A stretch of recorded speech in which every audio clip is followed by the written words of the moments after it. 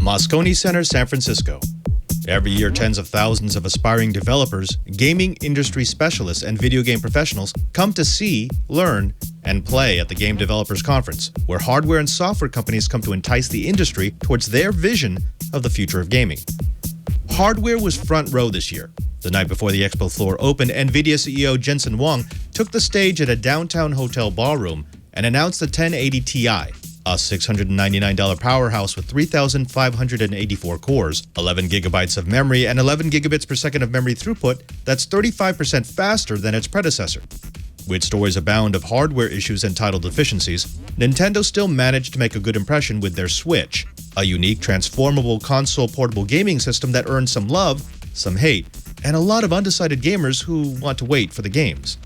The pleasant surprise story of GDC hardware was AMD's Ryzen processors being officially released on day zero.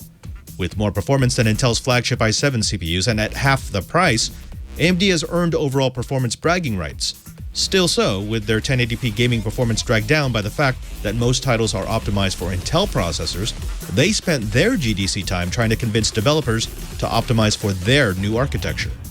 Of course, hardware is only part of GDC. Let's talk games. One of my favorites was Star Citizen by Cloud Imperium Games. This space-fighting simulator MMORPG has been 5 years in the making, with a $6.2 million Kickstarter to design a game for both Windows and Linux. Fans of Battlestar Galactica and The Expanse will love the Newtonian physics engine and the immersive gaming in a persistent universe. We have to talk about VR. Last year, virtual reality products made a big splash, with Sony giving TWiT a first look at their soon-to-be-released PlayStation VR, while Oculus, HTC, and Samsung showed off various flavors of the relatively new tech. This year, it's everywhere and in everything. In fact, VR has become commodity hardware, with the software as the real driving force behind adoption. Case in point, Oculus and Epic Games.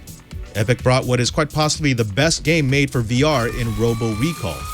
As a robot recall agent trying to take down rogue robots that have, as you might expect, been driven mad by downloading social media feeds, you get a fun, if sometimes repetitive shooter in an immersive environment that is part VR and part arcade, without ever feeling gimmicky. It was definitely one of the best VR titles at the show, and Oculus is bundling a copy with their Oculus Touch.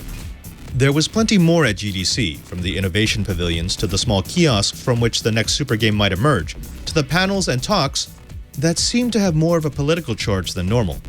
It's worth noting that the crowds seem to be smaller this year, and aside from a few VR add-ons, there wasn't a great sense of change. Still, with a few great titles, a maturing VR and AR landscape, and some genuine hardware surprises, I'd have to give GDC 2017 3 out of 5 stars. Father Robert Ballecer reporting for TWiT TV.